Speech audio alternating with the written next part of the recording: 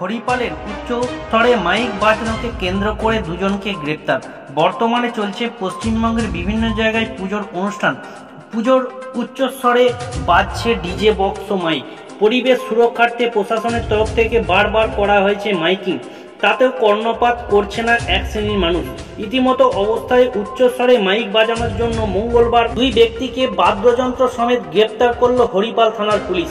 Police সূত্রে জানা গেছে, হরিপাল থানার অন্তর্গত নালিকুল, বরগাছিয়া ও রঘুবাটিতে কালী পুজো উপলক্ষে উচ্চস্তরে বক্স বাজানোর জন্য হরিপাল থানার বরগাছিয়া থেকে শ্রীকান্ত বাউরিকে 30টি চোং সহ 10টি মেশিন এবং রঘুবাটি থেকে রবি দাসকে 2টি ডিজে মেশিন, 2টি মেশিন সহ গ্রেপ্তার করা হয়। ঘটনার পরিপ্রেক্ষিতে দুটি মামলা রুজু করে দুজনকে বুধবার চন্দননগর কোর্টে পাঠানো হয়।